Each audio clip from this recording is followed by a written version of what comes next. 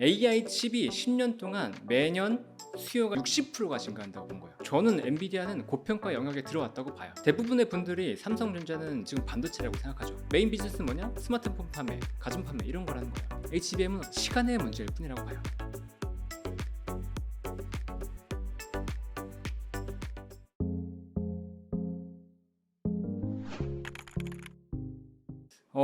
보고서 많이 웃었는데 일단 10년 안에 50조 달러 시총이 갈 거래요. 근데 50조 달러가 이렇게 얘기하면 잘 공감이 안 되시죠?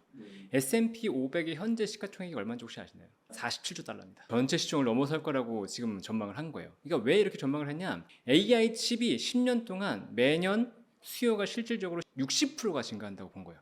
매년 60%가 계속 성장할 거다라고 봤고, 그러면 향후 10년간 엔비디아의 데이터 센터 매출이 매년 60% 성장을 할 거다. 그리고 지금 현재 마진율이 영업이익률이 65%에 달하는데 이 마진율이 훼손이 없다 그러면 그랬을 때 주당 EPS가 이제 1,350달러 정도 될 거고, 그랬을 때 이제 20배 정도, PR 뭐 20배 정도 한다 그러면 한 20배가 안 되죠. 어쨌든 2만 달러는 갈 거다. 50조 달러, 15배. 이렇게 얘기가 나온 거예요. 가정이 많이 붙었는데 이분은 이제 AI 칩의 실질 증가율이 연간 60%이기 때문에 그거에 따라서 엔비디아가 실적이 이렇게 좋아질 거다라고 이제 예측을 한 거죠. 그러면 이게 저는 왜 아까 웃었냐 그러면 불가능할 거다라고 봤거든요. 왜 불가능할 거냐면 잘 보세요. 엔비디아의 매출은 결국은 누군가의 투자입니다. 그 누군가는 빅테크가 돼요. 그러면 빅테크가 이 10년 뒤에 엔비디아가 실제로 판매하는 이 매출을 감당할 수 있을 만큼의 투자를 할 거냐가 관건인 거예요. 그러면 지금 보면 1분기 데이터 센터 매출이 엔비디아 기준 1분기 데이터 센터 매출이 226억 달러였어요. 그리고 연간으로 보면 한 1,000억 달러 정도 됩니다. 그러면 이게 15배가 된다 그러면 네, 1조 5천억 달러. 그러면 2천조 원 정도 돼요. 2천조 원. 근데 전 세계 아마 반도체 전체 업체들 반도체 관련된 캐펙스 다 투자해가지고 지금 한 600조 원 안 될 거예요. 네. 그러면 2천조 원을 데이터 센터로만 투자할 거다. 물론 인플레이션이 있으니까 뭐 계속 올라가긴 하겠지만 그렇다고 하더라도 이건 너무 과도해요. 그러면 AI 산업이 성장하는 거 맞는데 빅테크 업체들이 언제까지 캐펙스만 투자하겠어요? 돈을 벌어야 될 거잖아요. 네. 그러면 캐펙스에는 어느 정도 한계가 있을 거라는 거죠. 그리고 반도체의 역사를 보면 반도체가 점점 발달하면서 가격은 떨어집니다. 초반에 그 가격이 유지가 되지 않아요. AI 칩의 수요는 설령 60%가 증가할 수 있다고 해도 실제로 반도체 수요 늘어났으니까 실제 반도체 칩의 판매 단가가 그만큼 유지가 되고 매출이 계속해서 성장할 거냐라고 보는 건 넌센스라는 거예요. 그 매출은 떨어질 수 있다는 거죠. 그리고 그 매출이 떨어졌을 때 영업이익률이 유지가 될 수 있냐? 그것도 넌센스라는 거예요. 아까 제가 테슬라 같은 경우는 영업이익률이 10%가 안 되기 때문에 좋다고 말씀드렸잖아요. 그런데 엔비디아 같은 경우는 영업이익률이 65%예요. 반대로 얘기 드려볼게요. 제조업에서 영업이익률 65%인데 여기서 영업이익률이 얼마나 더 개선될 수 있겠어요? 영업이익률이 개선되는 게 아무리 개선돼봤자 여기서 5%포인트일 거예요. 70%가 맥스일 겁니다. 왜냐하면 제조 원가가 있으니까요. 인건비도 있으니까요. 네. 그러면 여기에서 엔비디아의 지금 앞으로 실적이 증가하는 건 매출액이 증가하는 것만큼의 영업이익 증가만 기대할 수 있어요. 추가적으로 영업 레버리지를 기대할 수 있는 상황이 아니라는 거죠. 잘 보세요. 여기서 주가는 이제 성장률은 점점 둔화될 가능성이 높다는 거죠. 오히려 성장률이 둔화되면서 그럼 매출과 영업이익은 아까 성장률이 둔화될 때 단가가 떨어지면서 이제 마진은 스키즈 되는 경우가 오히려 생긴다고 그랬잖아요. 그러니까 엔비디아는 지금 그거를 맞이할 가능성이 굉장히 높아진 상황입니다. 지금 당장 뭐 1, 2년 내에 안 올 수도 있죠. 근데 그게 분명히 맞이할 가능성이 굉장히 높다. 그러니까 10년을 보면서 50조 달러 이렇게 보고 베팅하는 건 아니라는 거죠. 그러니까 이게 대표적인 거예요. 아까 말씀드렸던 것처럼 남의 얘기 듣고 투자하면 안 된다는 거죠. 이분이 투자에 구르고 과거에 성장주 투자에 성공을 했지만 바닥에서 투자해가지고 이 회사의 가능성을 보고 투자한다, 오케이라는 거예요. 테슬라 미래 로보택시 보고 지금 투자하는 거 차라리 그건 오케이라는 거예요. 그런데 이미 성과를 어마어마하게 내고 영업이익률이 어마어마하게 높은 회사에 대해서 성장률을 다시 여기서 붙이면서 베팅을 한다? 그건 아니라는 거죠. 저는 엔비디아는 고평가 영역에 들어왔다고 봐요. 그러니까 고평가 영역이니까 무조건 당장 팔아야 된다. 그건 절대 아닙니다. 실제 작년 초에 보면 2차 전지 관련된 주식도 굉장히 좋았죠. 그런데 여의도에서 계속 비싸다 얘기했지만 그걸 다 뚫고 올랐어요. 그러니까 밸류에이션이라고 하는 건 그 당시에 사람들의 심리라는 게 있기 때문에 그 심리가 밸류에이션을 뚫어버릴 때가 굉장히 많아요. 그렇기 때문에 엔비디아가 비싸기 때문에 지금 팔아야 된다. 이건 아니지만 하지만 엔비디아는 지금 비싸다고 얘기를 드려요. 왜냐하면 일단 지난 그 2023년 5월에 발표한 분기 실적을 보면 매출액이 72억 달러를 기록합니다. 그리고 그다음 8월에 발표한 실적 발표를 보면 135억 달러를 발표해요. 그리고 11월에는 181억 달러를 발표합니다. 차이를 잘 보세요. 5월에서 8월에 갔을 때는 한 60억 달러 정도가 증가합니다. 그리고 8월에서 11월에 갈 때는 한 45억 달러가 46억 달러가 증가해요. 그리고 11월에서 2월로 갈 때는 40억 달러. 그다음에 2월에서 5월로 갈 때 다시 40억 달러가 증가합니다. 계속해서 어마어마하게 증가하네. 40억 달러면 뭐 5조 이렇게 되니까 이렇게 증가하는데 증가율로 한번 생각해 보세요. 어마어마하게 둔화됐죠. 네, EPS로 한번 얘기해 볼게요. EPS가 5월에 1달러에서 2.7달러, 170% 증가했습니다. 네, 2.7배가 된 거죠. 그 다음에 2.7달러에서 4달러가 됐어요. 그러면 이게 한 40% 50% 정도 올랐죠. 그 다음에 4달러에서 5.1달러가 됩니다. 25%가 올라요. 5달러에서 6달러가 됩니다. 20%가 올랐어요. 그러면 성장률은 어떻게 되고 있죠? 낮아지고 있죠. 금액이 여기서 어마어마하게 추가적으로 더 잘 나오기는 어려워요. 기껏해야 지금 성장 갭 정도로 증가할 텐데 이렇게 되면 EPS의 성장률이 어떻게 되죠? 둔화되는 게 눈에 띄게 보인다는 거예요. 근데 지금 매출액이 워낙 잘 나고 있으니까 사람들이 그걸 느끼지 못하고 있지만 이 매출액 증가도 조금만 꺾인다 그러면 사람들이 바로 엔비디아를 매도할 겁니다. 그게 무서운 거예요. 그러니까 고평가가 국면에 있다라고 얘기 드리는 거죠. 당연히 있다고 보는 게 뭐냐면 일단은 비즈니스를 이해해야지만 된다고 말씀드렸잖아요. 이 비즈니스를 이해할 수 있는 방법은 결국은 회사가 얘기해 주는 거예요. 근데 우리나라 같은 경우에는 물론 대기업은 IR 페이지가 잘 돼 있지만 국내 같은 경우에는 중소기업들은 IR 페이지 자체가 거의 없거든요. 그러면 비즈니스를 파악하려면 어디로 가야 되죠? 딱 생각했을 때 뉴스 찾아보고 그럴 수는 없다는 거죠. 그러면 정확하게 숫자로 나와 있는 객관적인 데이터는 전자공시에 있는 거예요. 그걸 통해서 일단 비즈니스를 파악하는 게 첫 번째인데 그러면 엔비디아가 무슨 사업을 하고 있지라는 걸 먼저 파악해야 된다는 거죠. 그러면 엔비디아는 GPU 회사예요. 지포스라고 하는 GPU를 원래 만들던 회사고 과거에는 게임 때문에 올랐습니다. 게임이 잘 되면 GPU 판매가 늘어나니까요.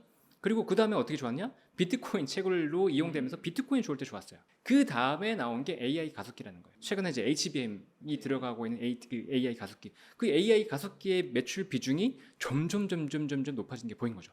그게 얼마만큼 높아졌냐? 1분기 기준으로 해서 한 250억 달러 정도 매출이 났다고 했을 때 그중에 한 90% 정도가 8, 90%가 AI 데이터 센터 쪽으로 나온 거예요. 그러면 이 데이터 센터가 올라가는 게 작년에 보였겠어요? 안 보였겠어요? 보였죠. 계속 증가하는 게 보였다는 거죠. 그럼 이 성장률이 계속 나오는 것들이 보였고 그 다음에 이 회사를 파악할 때 이 회사만 볼 필요는 없어요. 이 회사 전자공시니까 이 회사의 전자공시만 봐야 된다? 그게 아니라는 거예요. 그럼 뭘 봐야 되냐? 이 회사의 전후방 사업들이 있을 거잖아요. 엔비디아의 칩을 사주는 회사들은 아까 빅테크 업체라고 말씀드렸잖아요. 그럼 그 회사도 공시도 보는 거예요. 마이크로소프트도 있을 거고 마이크로소프트, 메타, 애플 이런 기업도 있을 거란 말이에요. 근데 이런 기업들이 이 실제로 AI 관련된 서버 데이터 투자를 하냐 보는 거죠. 근데 늘어나요. 계속 시장의 가이던스 처음에 이 회사는 가이던스를 주는데 가이던스보다 더 투자될 것 같아. 지금 AI가 너무 좋아. 계속 이런 분위기예요. 그럼 엔비디아가 어떻게 했어요? 예상치를 상회하겠죠. 그게 계속 분위기가 나왔던 거예요. 계속 얘기가 나왔던 거죠. 근데 그 얘기를 누가 했냐? 기업들이 해준다고요. 근데 그 기업들이 해준 얘기가 어디 있냐고요? 공시에 있다는 거죠. 물론 해외 기업들은 IR 컨퍼런스가 잘 돼 있으니까 그걸 통해서 듣지만 여러분 직접 그걸 들으셔야 된다고요. 누군가 해준 얘기 말고 자기가 스스로 이 회사의 비즈니스를 본 다음에 이 회사의 비즈니스와 연관된 게 뭐가 있지? 실제로 좋은가를 본다는 거죠. 또 있어요. 전방 산업이 아까 좋다고 말씀드렸잖아요. 그럼 후방 쪽으로 보자는 거죠. AI 가속기를 위해서 필요한 HBM 공급 업체들이 있어요. 그러니까 대표적으로 이제 SK하이닉스 실적 좋았잖아요. SK하이닉스 HBM 투자 공격적으로 한다고 계속 얘기했잖아요. 너무 좋다. 상황 너무 좋고 우리 투자 계속해야 된다. 그리고 마이크론까지 뛰어들었어요. 우리 HBM 계속 공급해야 된다. 그러면 이 뒤에 업체들이 공급한다는 건 뭐겠어요? 전방 쪽에서 좋다는 거죠. 이것도 당연히 좋다는 게 보여주는 거고 AI 가속기를 생산하는 업체는 TSMC입니다. TSMC도 계속 얘기해요. 야 우리 이거 너무 좋아. AI 가속기 쪽에서 매출이 너무 좋아. AI 쪽 너무 좋은데 계속해서 실적 좋을 거야. 라고 얘기한단 말이죠. 그럼 전후방 산업에서 다 확인됐잖아요. 근데 엔비디아도 좋다고 말하잖아요. 그럼 신뢰도는 어떻게 되는 거죠? 결혼하셔야죠. 그러니까. 네, 그렇게 된다는 거죠. 그러니까 이것들을 확인할 수 있냐? 확인할 수 있다는 거예요. 공시를 보면서 이 회사들의 꾸준한 상황들을 보면서 확인할 수 있다는 거죠.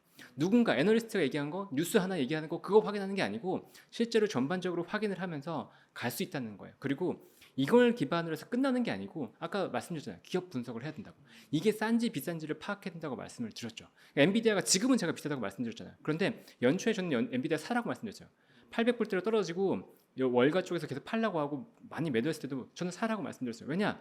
그때는 쌌으니까요. 지금 130달러까지 올라왔잖아요. 그 PL 그때 20배 정도일 때와 지금 47배를 말씀하시는 이때 그럼 싸고 비싼 건 정확하게 명확하게 보인다는 거죠. 이 성장성에 대한 가치를 얼마만큼 부여하고 있냐는 주가에 따라서 움직이는 거예요. 그러니까 그 사람이 어떤 누군가가 얘기했을 때 그 상황은 맞을 수도 있어요.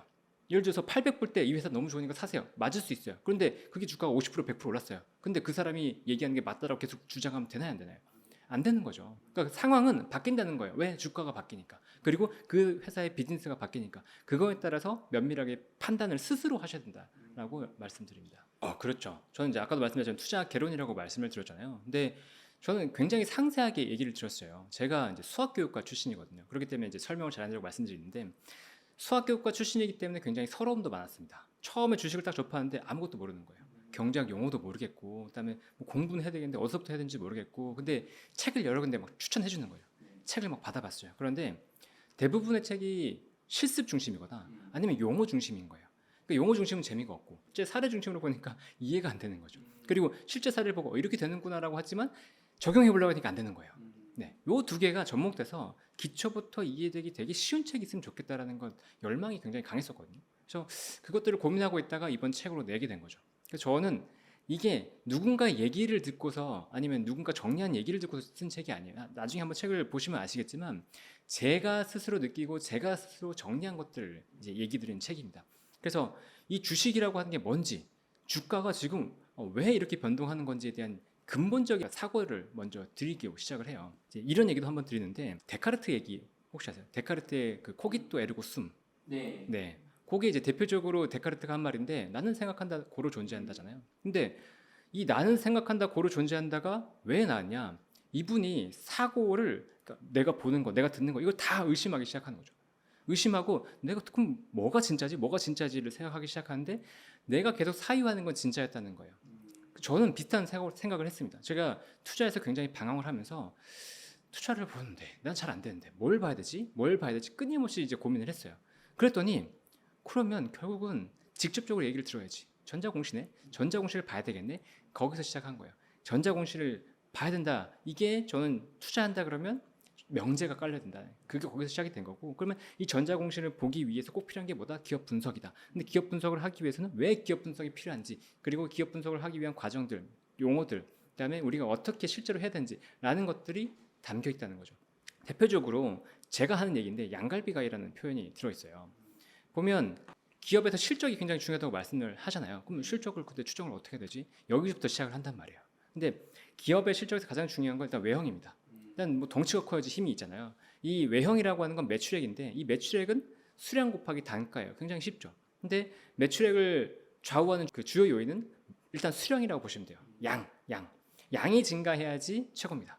양이 계속 늘어나야 돼요. 왜냐? 예를 들어 여러분이 뭐 새우깡 같은 걸 산다고 할 때 새우깡이 1,000원에 잘 팔려요. 너무 잘 팔려요. 그래서 회사가 생각하는 거죠. 가격을 올려도 되겠네? 그리고 새우깡 가격을 3,000원, 5,000원 올려요.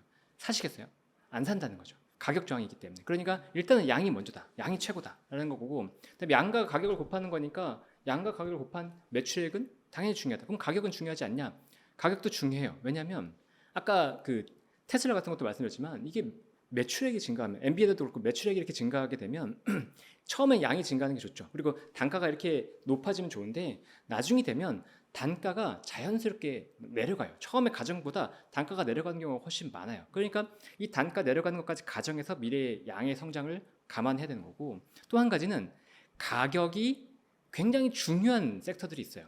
뭐냐면 가격이 시장에서 정해지는 것들 화학, 철강, 반도체, 해운, 조선 이런 것들은 시장에서 조정이 됩니다. 수요와 공급에 따라서 조정이 돼요. 근데 그 가격이 뭘 얘기해 주냐면 그 당시의 시장 상황을 말해줘요. 그래서 그 상황의 이유가 뭔지 구조적으로 계속해서 좋아지는 건지를 파악한다 그러면 이 가격 변동을 기반으로 해서 양이 증가한다는 걸 확인할 수 있어요. 그런데 이 가격이 상승한다 그러면 판매량과 가격이 동시에 좋아지니까 매출액이 뻥튀기가 되죠. 영업이익도 무지무지하게 좋아집니다. 그러니까 일단 첫 번째는 뭐다? 양과 가격을 파악하는 게 중요하다. 이게 양갈이에요. 양갈. 근데 아까 제가 얘기한 뭐냐면 매출액도 중요한데 미래 이익의 함수라고 말씀을 드렸잖아요. 그럼 이익이 증가해야 되는데 이익은 뭐냐? 매출액에서 비용을 빼면 나오는 거예요. 그래서 매출액 빼기 비용, 이 비용 구조가 어떻게 되고 이 비용이 무엇인지를 파악하는 것. 그래서 양갈비를 구우면 이익이 나옵니다. 그럼 이익이 잘 나온지 안 나온지를 파악할 수 있는 거예요. 그럼 이익이 잘 나온 회사는 좋은 회사, 이익이 안 나온 회사는 나쁜 회사. 이렇게 판단하면 되는 거죠. 그럼 질문 하나 드릴게요. 좋은 회사는 좋은 주식일까요? 좋은 회사는 좋은 주식이 아닌가요? 아닙니다. 아니요. 네. 엔비디아는 좋은 회사예요. 영업이익률이 65%나 나오고 시장에서 굉장히 수요가 큰 회사이기 때문에. 하지만 좋은 주식으로 볼 수 있냐? 여기서 업사이드가 굉장히 클 거냐? 퀘스천이에요. 그렇죠. 영업이익이 추가적으로 증가할 수 있냐도 봐야 되지만 여기서 이익 대비해서 회사가 싼지 비싼지를 판단해야 되는 거죠. 가치평가가 들어가야 돼요. 가치평가가 있어야지만 이 회사에 대한 정확한 평가가 되는 거죠. 그러니까 좋은 회사라고 해도 좋은 주식이 안 될 수도 있는 거고 좋은 회사가 아니라도 좋은 주식이 될 수 있는 경우가 굉장히 많아요. 오히려 영업이익률이 낮은 회사들이 기회가 많다고 말씀드렸잖아요. 특히나 우리나라 시클리컬 기업들 같은 경우는 이 기회가 영업이익률이 낮을 때 폭발적으로 나옵니다. 대표적으로 코로나 때 많이 그랬어요. 우리나라 화학업체들 주가 어마어마하게 올라갔었죠. 반도체 업체들 기업 주가 올라간 거. 이게 다 좋은 회사는 아니지만 이 비즈니스상으로 봤을 때 이익 증가 사이클이 나오는 구간이기 때문에 그래요. 그래서 가치 평가를 분명히 같이 하면서 들어가야 된다는 거고 또 이게 있어요. 위험도 평가. 이 회사가 가치 평가까지 해서 싸긴 싼데 이게 뭐 예를 들어서 정부 정책의 수혜주라고 본단 말이에요. 그러면 신재생에너지 좋잖아요. 지금 좋은데 트럼프가 되면 이 신재생은 좀 어려울 것 같은데 그럼 위험 들어가 있다는 거예요. 그러면 디스카운트가 들어가는 거죠. 가치 평가에서 디스카운트가 들어가게 돼요. 그리고 이 회사 최대 주주가 좋게 말하는데 저 최대 주주가 말하는 건 거짓말이 많던데 잘 못 지키던데 그러면 디스카운트가 들어가는 거예요. 이래서 가치 평가와 위험도 평가까지 끝났어요. 양갈비를 잘 구운 다음에 가위로 잘 잘랐어요. 그러면 내가 먹을 수 있는지 없는지 판단할 수 있잖아요. 그리고 나서 먹으라는 거예요. 그게 기업 분석의 답이다. 물론 이 과정을 직접적으로 하려면 또 벽에 부딪힐 거고 뭘 봐야 될지 고민할 거고 하게 될 텐데 그런 과정들을 거치면서 성장하게 되실 거예요. 그리고 이 가치평가를 기반으로 하는 가치투자는 굉장히 좋은 게 뭐냐면 쌓입니다.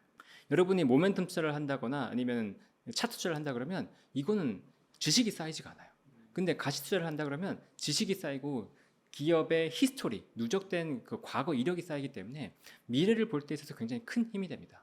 그러니까 이 책을 보시면서 가치투자를 기본적으로 익히고 그리고 그걸 기반해서 계속해서 활용해 나가신다 그러면 점점 이제 수익이 쌓여 나가실 수 있을 거라고 믿습니다. 네, 이것도 굉장히 좋은 질문인데 대부분의 분들이 삼성전자는 지금 반도체라고 생각하죠. 왜? 남들이 반도체라고 얘기하니까. 삼성전자는 HBM 들어갈 거야. 뭐 레고시 반도체 좋을 거야. 그런데 삼성전자의 1분기 기준으로 해서 매출액을 봤을 때 반도체의 비중이 혹시 얼마 정도 되는지 아시나요? 25% 정도 됩니다. 그러면 25% 정도 되는 반도체를 가지고 삼성전자가 엔비디아만큼 움직일 수가 있겠나요? 지금 상황에서 봤을 때 AA 반도체가 수혜라고 말한다면 AA 반도체의 수혜를 가지고 얘기해야 되는데 삼성전자가 그만큼 움직이지 않았다는 거죠. 왜? AA 반도체의 비중이 그만큼 높지 않으니까. 그럼 메인 비즈니스는 뭐냐? 스마트폰 판매, 가전 판매 이런 거라는 거예요. 오히려 매출액은 거기가 더 커요. 그러면 거기는 AI 반도체의 수혜가 지금까지 있었나요? 없었죠.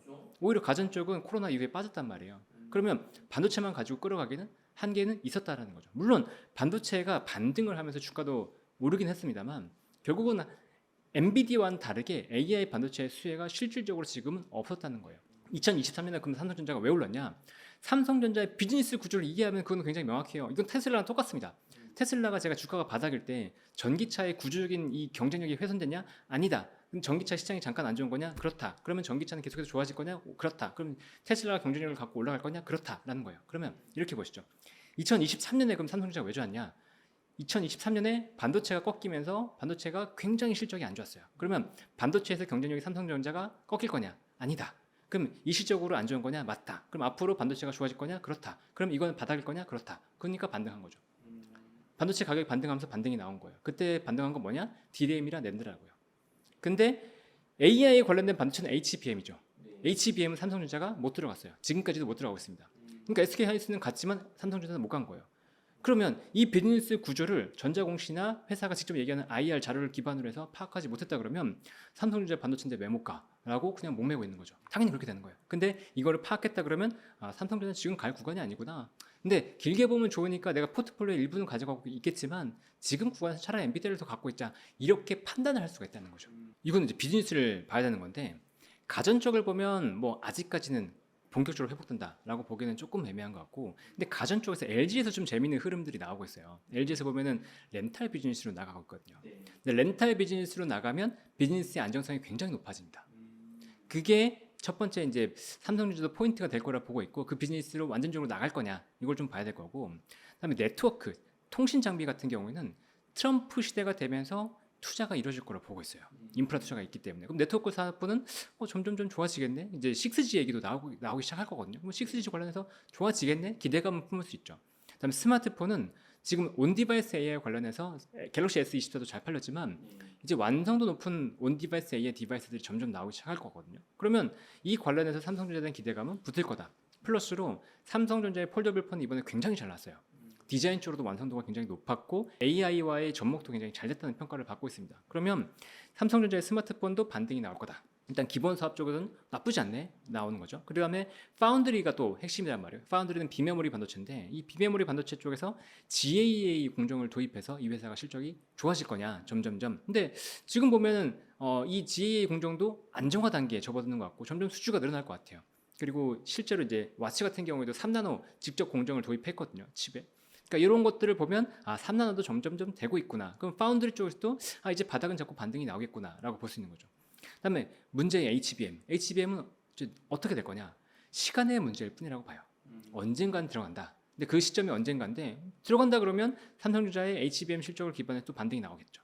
거기에다가 지금 보면 이 디램 그 기본적인 레거시 반도체, 디램과 낸드라고 하는 레거시 반도체는 서버와 PC, 스마트폰의 수요가 굉장히 중요한데 아까 스마트폰 좋다고 말씀드렸잖아요. 그리고 아이폰도 굉장히 지금 잘 팔릴 거로 예상이 되고 있잖아요. 그러면 스마트폰 좋고 PC 같은 경우에는 온디바이스 AI 노트북이 나오기 시작했습니다. 퀄컴의 CPU가 탑재됐는데 성능이 지금 애플에 못지않다는 얘기가 나와요. 그래서 엄청 잘 팔려요 또. 그다음에 서버 같은 경우에도 기존의 AI 기반의 데이터 학습 서버를 추천했었는데 지금은 이걸로는 안 되겠는데? 이거 계속 서비스를 하다 보니까 이게 일반 서버의 데이터 저장 용량이 부족해져. 그럼 일반 서버 투자해야 돼. 이 얘기가 나오고 있다는 거죠. 그러면 레거시 반도체 수요는 증가한다는 거예요. 점점. 그러면 전반적인 사업을 봤을 때 가전을 제외하고 봤을 때는 사업부가 나쁠 건 크게 없네. 그러면 HBM만 트리거가 딱 걸리고 파운드 쪽에서 올라간다 그러면 주가는 한 번 더 올라갈 수 있겠네라는 거죠. 근데 여기서 상승이 어마어마하게 클 거냐? 또 그렇게는 지금은 볼 수는 없죠. 왜냐하면 2023년에 실적이 안 나옴에도 불구하고 주가가 올랐을 때 레거시 반도체에 대한 반등은 이미 기대를 했다는 거죠. 근데 지금 올해 휘둘리는 건 HBM에 따라서 휘둘렸잖아요. 그러니까 HBM 플러스 그다음에 레거시 반도체 파운드리라고 한다면 요것 때문에 증가하는 것들은 어느 정도 한계는 있을 거다 이렇게 보이는 거예요. 그렇죠. 베스트까지는 아니죠. 근데 포트폴리오를 구축해서 그냥 난 무난한 수익을 낼 거야. 그러면 그렇다 그러면 또 오케이 이런 정도인 거죠.